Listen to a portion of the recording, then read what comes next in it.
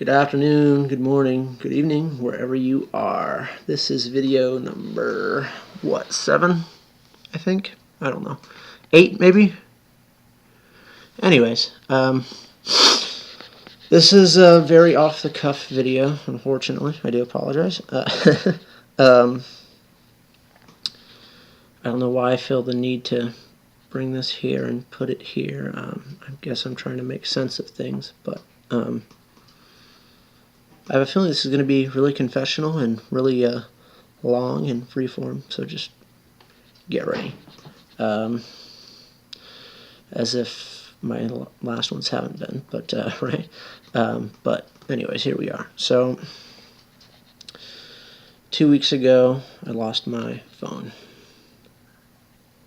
and I can't find it for the life of me.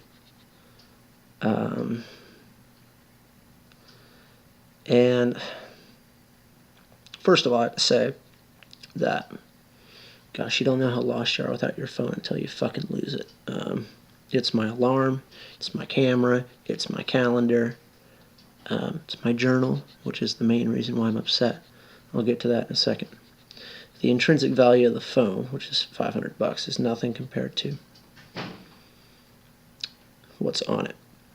And what's on it, the very small consolation to draw from this is that I had photos, lots and lots and lots of photos on it that I did transfer to my computer, including photos from a trip to Chicago recently. So those are all saved on my computer. So that bears little consolation to the fact that it's got about a year's worth of recordings on it, both audio recordings and text recordings of song ideas, album concepts, lyrics, kind of audio journal ramblings, rantings,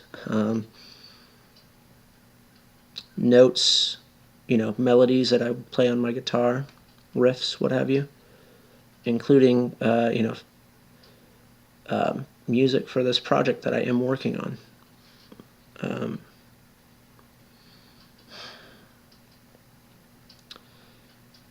And the ideas, I'm not too worried about the ideas. I mean, I've been doing this for 8 years, and I've kind of learned that ideas, once you've had them, they're easy to have and come by again, especially when you express that idea. Be that in writing or verbally, or if you just kind of stop, take a moment and process it and pay attention to it and just kind of let it go. Not let it go, but I mean just set it and okay. It's easy to get back. What's not easy to get back are the wordings. Wordings can never come back. Up in smoke. Now, how do I know this? Well, first of all, I have to say that hopefully I can relate this all to the main theme of the channel somehow. If not, whatever. I don't really care.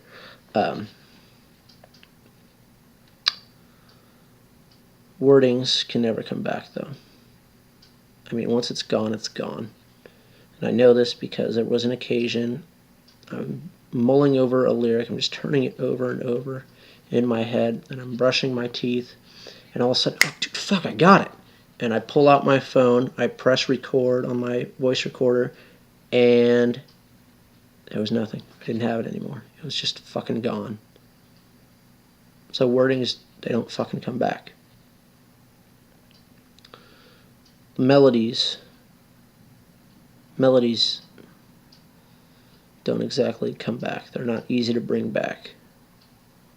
Sometimes they are.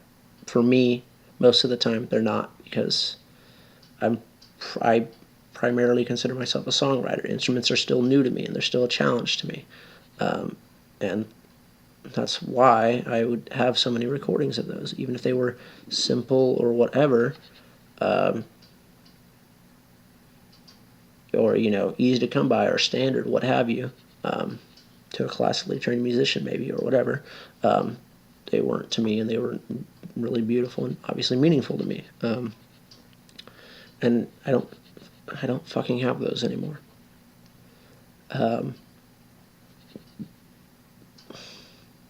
Probably the most important thing that was on there that I don't have anymore are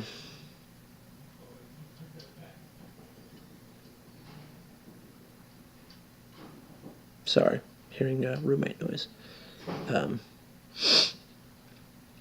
But probably the most important thing that was on there that I don't have anymore is ramblings, rantings, samples. As I may have alluded to, I do work here at a camp for those with special needs, and one of my campers a couple of weeks ago said something that I really liked, and I think I was able to get him to say it again, in the perfect fashion that I wanted, on record, and I don't have that. That's,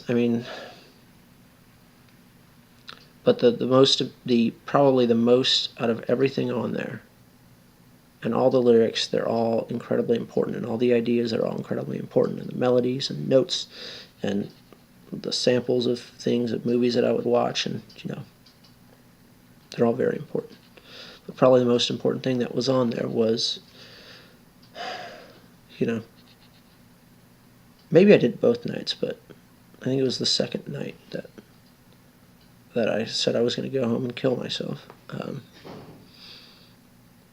I pulled out my phone. How telling is it? This is why it's so important to me. How telling is it that in times of crisis, and this is why I get pissed off when I hear my family say, that's just music stuff, that's secondary, you don't really have a talent for that, you have a talent for all this other stuff instead, do that, fuck this stuff. It's not really important, you'll never get anywhere with it anyway.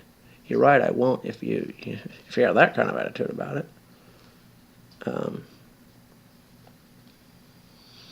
But, how telling is it that I turn to this in times of crisis?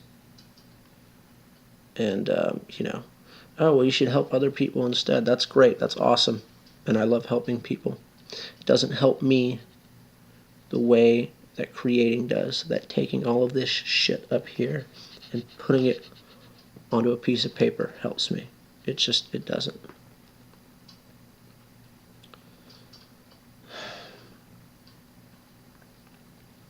Now, so the absolute most important thing that was on there was, again, maybe it was both nights, but there was a night in February when she'd made sure that I found out about this new guy, and all the timeline and everything about it. So that week there was 2 nights that I said, okay, I was going to go home and kill myself. The one night, I can't remember if I recorded anything on my phone. Knowing me, I probably did, but I can't remember. The second night, though, I know that I did. And the sounds that came out of me, I cried from a place, I think I've said this on this channel before, I cried from a place in my soul that I didn't know existed. I made sounds that I never thought that I didn't think any human being could make. Those were the cries, the screams, the yells that emitted from this part of me that I don't know if I'll ever be able to access again. I don't know if I ever want to be able to access it again.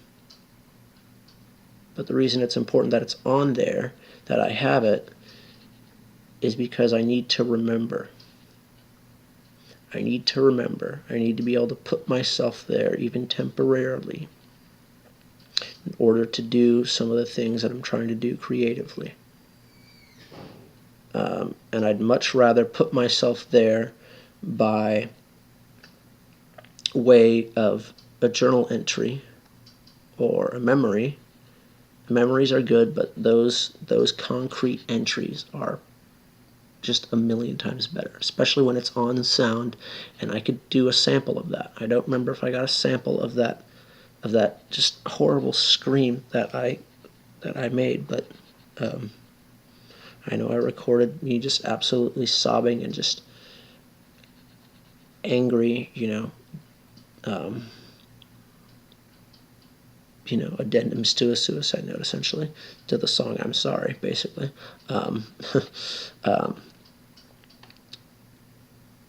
And where was I going? So, I mean, I'd much rather get that from. There are artists who do this, and I think I've probably done it before, even subconsciously, without meaning to, without wanting to. Hell, probably doing that with the fucking Skype calling the fucking bitch last week or whatever it was. But there are artists who will intentionally, again, maybe not even with the intent, but subconsciously will put themselves in turmoil in order to bring those feelings back. And I don't want to do that. I mean, the song "I'm Sorry" I wrote at a time when I was feeling kind of a bit I don't remember why, but I was frustrated, and I started writing it. Oh, that's what it was. Yeah, I was pissed off at my parents and my family having no faith in me. And I was pissed off. And the reason why that song and the reason why these moments that I'm speaking to on the phone are so important to me is that when you are in it, and I can speak on this confidently because I've been in this for been in this battle for 5 fucking years. When you are in the depths of it,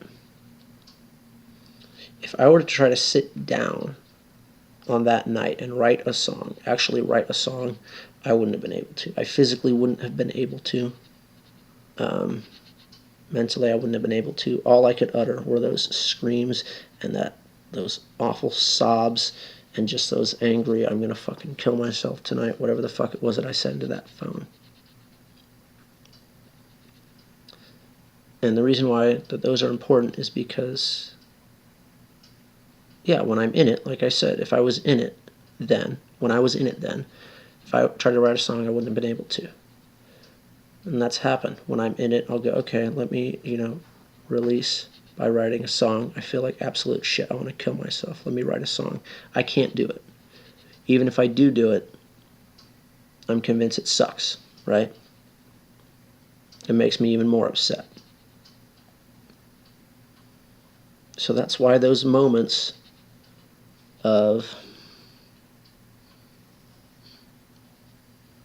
clarity, we shall say, they're kind of moments of artistic clarity in the darkness. And I had another moment like this once upon a time when I was in a class, and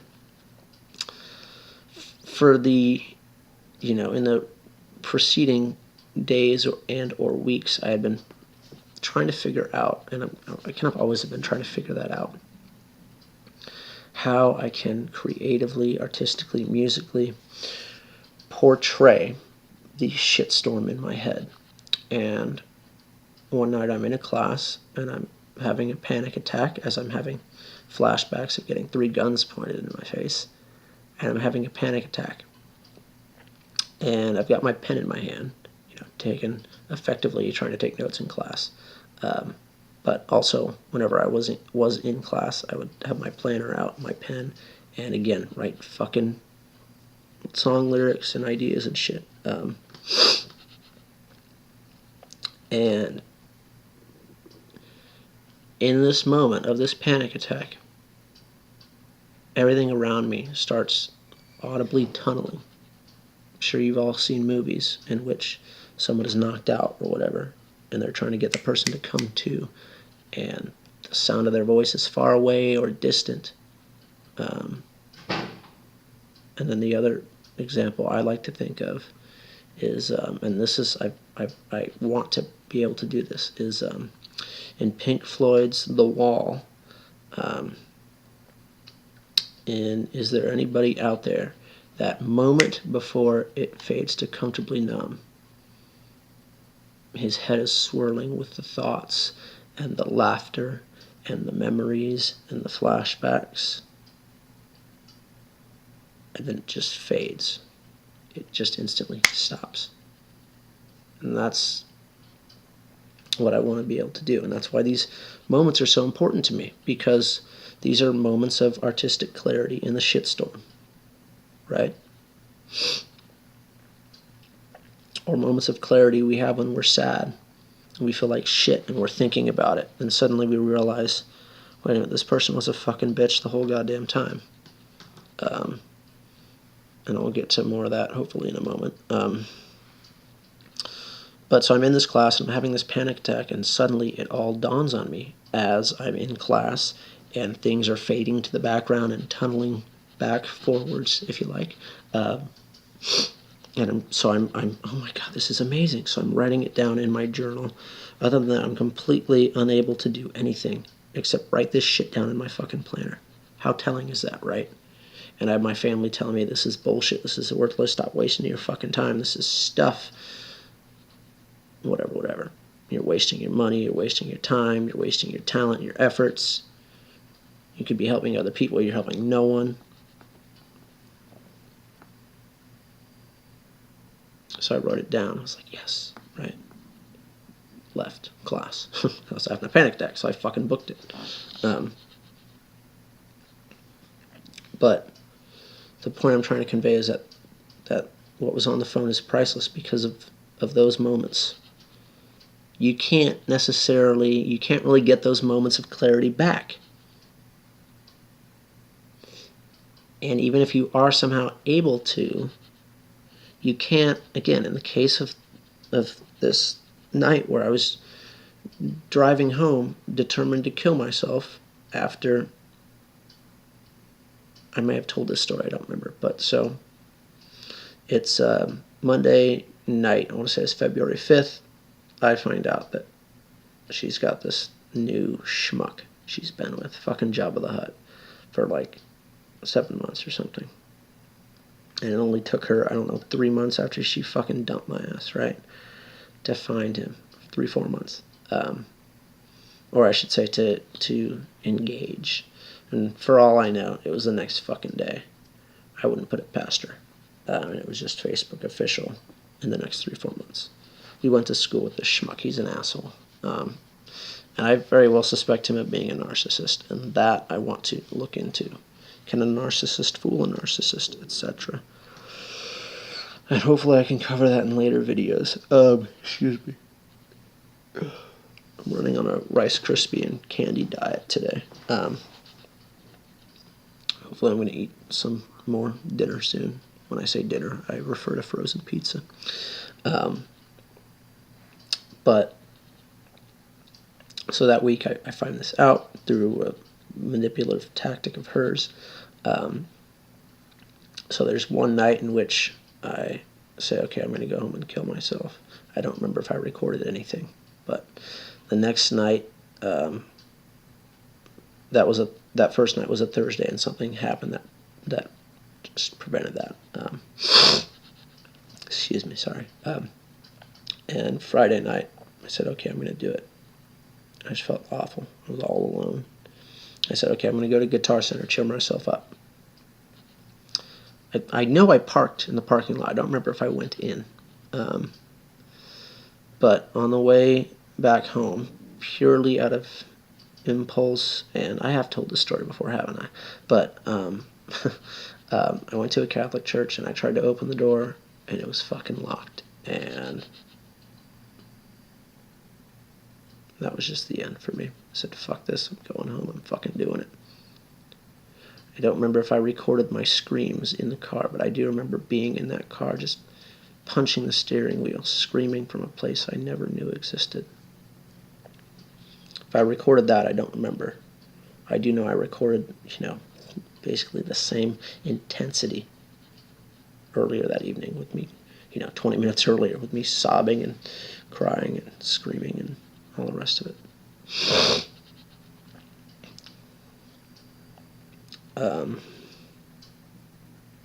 And so now I'm trying to deal with, how do I move on from this? And some people have said to me, maybe this is good, this is a way to let go and move on. And I personally, I can see where they think that, but I think they're missing the forest for the trees, as the saying goes. To me, that doesn't help me move on. It helps me to obsess further about it and cling to it and try to recreate it, potentially by doing fucking stupid things like calling the fucking bitch on Skype after 7 months of no contact, not even saying anything, which I guess doesn't necessarily qualify as breaking no contact, but all the same. And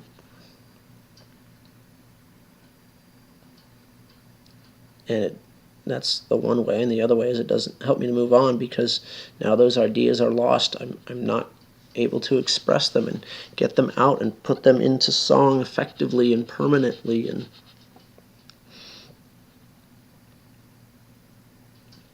the other way it doesn't help me move on is now I'm stuck further on this project. And again, trying to recreate, and yeah.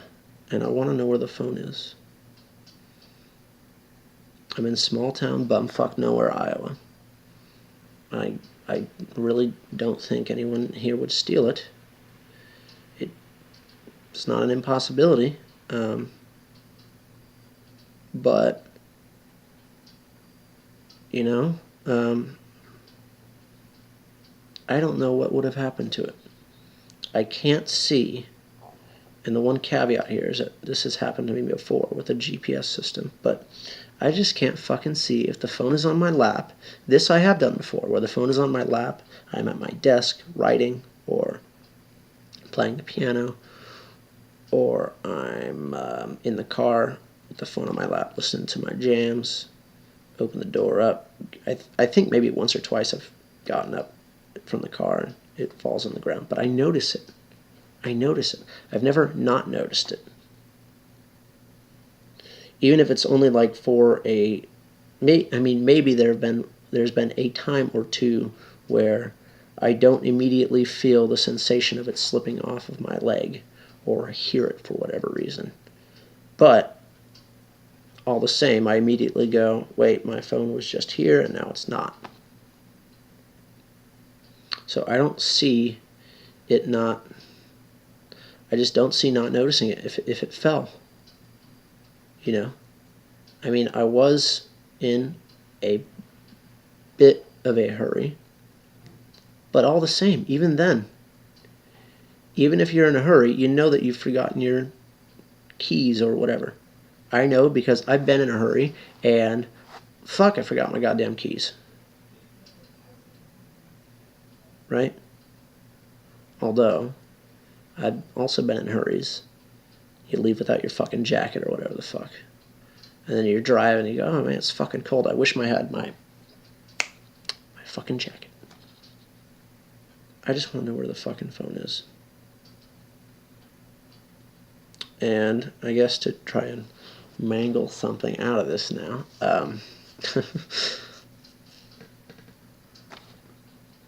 it's the same exact feeling of loss and confusion. I don't know what happened. I'll never know what happened. I will never know exactly what happened, what I did wrong, if I did anything wrong. What the fuck is going on in her fucking mind? If she's crazy, if I'm crazy. I still think maybe I'm fucking crazy. Maybe I'm fucking abusive. I must be. Right? I must be fucking crazy or abusive. She must be completely rational to fucking dump my ass for agreeing to an original agreement of saving sex for marriage and her changing the arrangements and being a dictator about it, giving me an ultimatum and then leaving me after a funeral. I must be crazy, right? I mean, I know I'm saying that and I'm sounding like I'm being sarcastic, and in a way I am, but I really am feeling like, God, I must be fucking crazy. That's the way I feel about this goddamn phone. I must be fucking crazy. It doesn't just fucking vanish into thin air.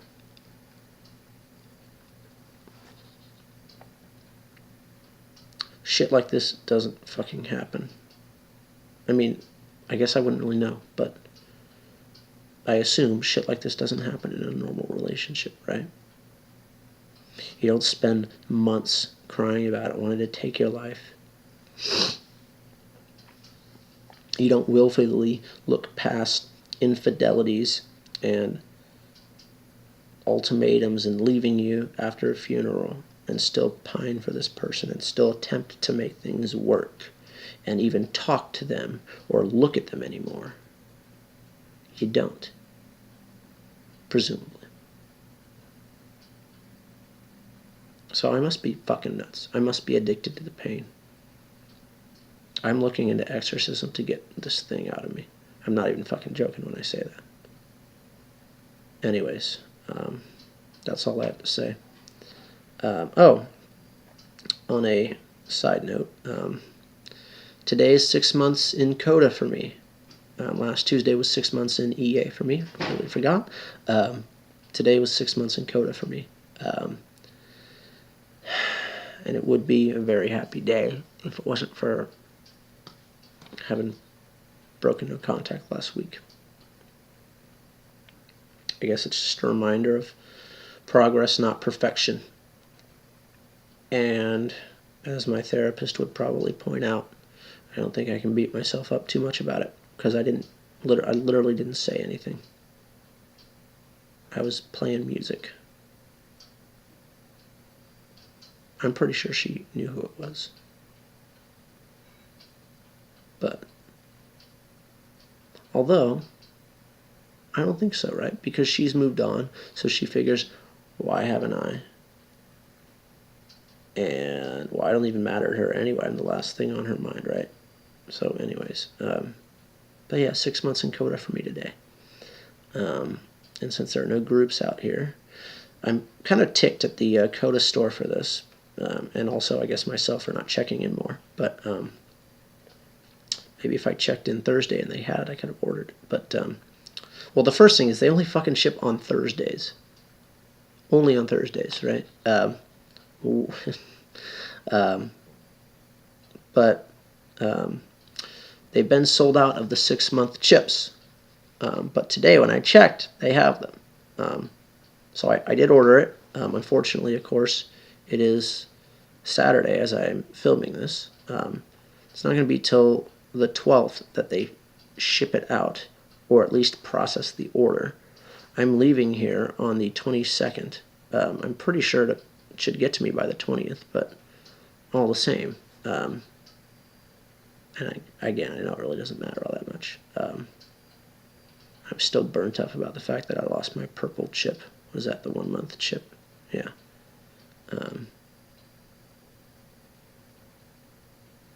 I think what I'll probably do. See, I guess now it doesn't really mean much, but what I had wanted to do was take all of my chips after, their use. And what I mean by that is I like to carry them in my pocket, kind of use them as a, like rosary beads, clinging to them and playing with it. It's also, a good way to advocate and inform people. Although they do really look at you funny, but I'm used to being looked at funny. So, but what I wanted to do was have all of my chips at the end of their use cycle, i.e., when I get a 1-year medallion, to have them in like a wooden plaque or whatever. I think they have those, but and be able to put them up and display them. And partially because they get, kind of nicked at and worn out over time, and I don't know, I'm a really sentimental, superstitious, for lack of a better word, and symbolic person. And to me, having those signs of progress with those little nicks in it here and there, I don't know, it's just really important, really special. And I lost the 1 month one, so I don't have that now. I suppose I could still do it, right? Have them all there except the 1 month one. It feels weird, but I mean, all the same. Anyways, what was I going to say just then? I had something important I was going to say just then, and I forgot. But, oh yeah, I'm a sentimental person, which is why I really wanted this project to be completed on my 22nd birthday, which is in 11 days. Thank you for asking. Because I want 22 songs on it, plus 11 bonus tracks. Because it's literally a new year of me being alive. And there are numerological reasons behind it as well. And because it'd be a year since I turned 21, obviously. And that was by far the worst birthday of my life. And hypothetically, releasing it on the best birthday of my life would be, progress. And it's called a new day, right? And I guess this is where I kind of resent myself and my decisions and everyone around me. Doing this camp life, I don't have the opportunity to do that. Being in Southern California with my brother, who just kind of turned into an asshole about everything, as everyone in my family does, didn't allow me the freedom to do that. I felt guilty.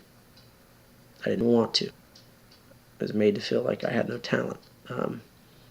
Sorry, the skyline behind me is beautiful. Look at that, folks. Sorry, my big ass head is in the way, and that's the reflection of the fan. That's not the fucking sun, but all the same. Right. Gorgeous. I should take a picture. Oh wait, don't have a fucking camera. Anyways, that's what my roommate likes to do. He likes to take pictures of the sky. Where was I going with that? Yeah, so I mean, I guess and then being here, obviously, I can't. So there's some resentment there. But I think I've resolved, and I don't even know if I'll be able to do this, especially now that I've lost these pieces of music that I'd written, that I'd saved on my phone to, act as accompaniment for songs on this album. But the thinking was first day of spring of this next year. And I guess now the new thought is, how about my Coda birthday? Anyways, that's neither here nor there. So thank you for watching. Thank you for listening. All 0.1 of you who did and do. You are not alone. Find your nearest Coda and or EA meeting. Pick up literature. The 12 steps, or the Codependent's Guide to the 12 Steps, the Today book. I miss my meetings, and more importantly, I miss the people at my meetings dearly. I really want to turn to Southern California to see them all again. Anyway, thank you for watching. You're not alone. Stay strong. Bye.